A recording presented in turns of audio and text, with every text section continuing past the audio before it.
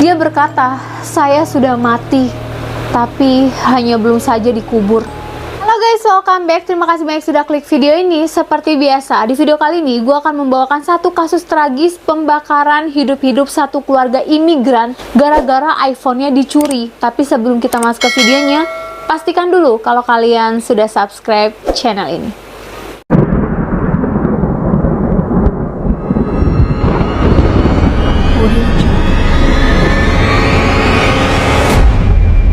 Pembakaran hidup-hidup sekeluarga imigran gara-gara iPhone-nya dicuri. Wow. Pada tahun 2020, Kevin Boy berumur 16 tahun kehilangan iPhone-nya. Dia sangat amat marah. Dia akhirnya melacak ponselnya. Saat dilacak ponselnya, lokasi terakhir iPhone Kevin itu ditemukan. Lalu dia langsung datanglah ke rumah pelaku untuk membakarnya. Namun dia ternyata salah orang, guys. Dia salah target. Kevin sangat geram dan sangat marah pada saat itu. Dia tidak terima ponselnya yang mahal itu hilang begitu saja. Sudah dicuri orang dan berpotensi akan hilang selamanya dan tidak akan kembali.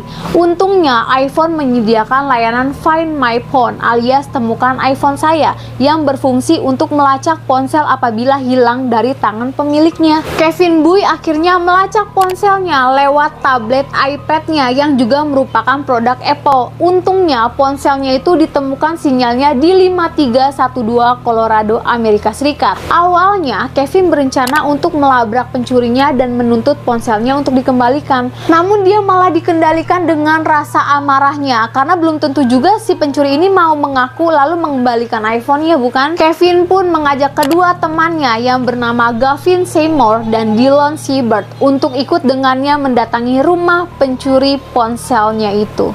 Tujuannya apa? Ya karena dia ingin membakar habis rumah pencuri itu, guys. Gavin dan Dylan pun setuju. Mereka merasa itu adalah ganjaran tepat untuk pencuri agar bisa kapok. Kejahatan seperti ini mungkin tidak asing lagi untuk Kevin dan teman-temannya. Soalnya iPhone Kevin dicuri saat transaksi senjata. Sayangnya, Kevin malah diancam saat jual beli pistol itu dan berakhir dicuri ponselnya, sepatu, dan berbagai barang lain miliknya. Akhirnya, Kevin berniat untuk balas dendam dengan cara membakar rumah pencuri itu.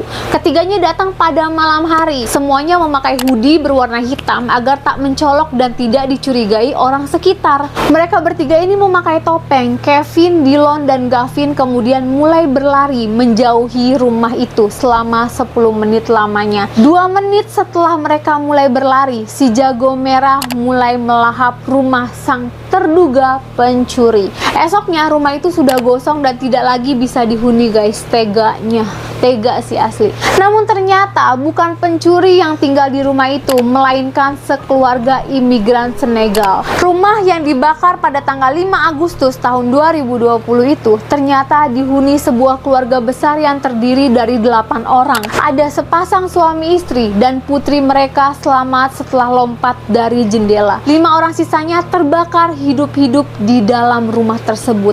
Wow.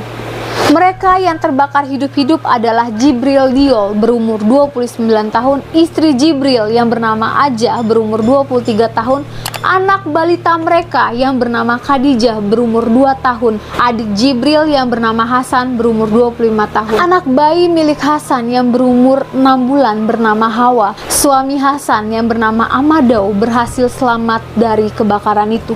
Ayah Jibril, Hasan, dan Hamadi, mereka sangat amat hancur akibat kematian kedua anaknya serta keluarga mereka. Dia berkata, "Saya sudah mati, tapi hanya belum saja dikubur."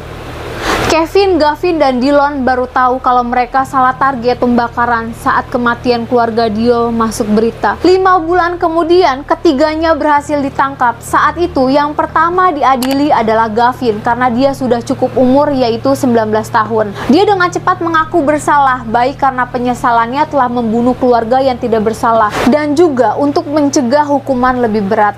Dia dijatuhi hukuman selama 40 tahun penjara atas dakwaan pembunuhan tingkat tingkat 2. Yang termuda yaitu Dillon, masih berusia 14 tahun saat ditangkap. Dia dihukum 3 tahun penjara di lapas anak-anak dan lanjut 7 tahun penjara di lapas narapidana anak muda. Tuntutan terhadap Kevin sempat ditunda karena metode penyidikannya dipertimbangkan kredibilitasnya. Soalnya ada pertimbangan Gavin dan Dillon bukanlah otak asli dari pembakaran ini, melainkan hanya dihasut oleh Kevin. Namun dampak kasus ini terlalu besar untuk diabaikan. Selama menunggu kepolisian berhasil menangkap pelaku pembakaran, keluarga Diol hidup dengan rasa ketakutan. Mereka was-was apakah rumah mereka ditargetkan karena mereka berkulit hitam, muslim, atau imigran. Bahkan suami salah satu korban yang bernama Amadou mengungkapkan dia mengabdi untuk Senegal saat itu.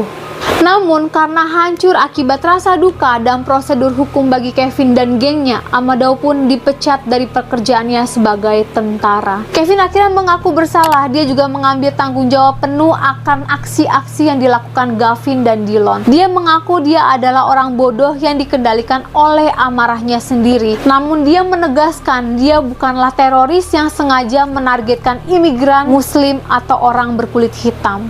Kevin akhirnya dijatuhkan hukuman 60 tahun penjara. Lucunya, selama di tahanan, Kevin tersandung kasus lain, guys. Dia kena kasus narkoba, namun dakwaan untuk kasus itu disatukan dengan dakwaan keseluruhannya sebagai pembunuh keluarga imigran.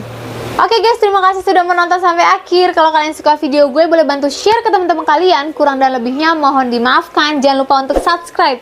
Aktifkan tombol loncengnya, jadi setiap kali gue masukin video, kalian selalu dapat notifikasinya. Thank you for watching, see you next video. Bye-bye.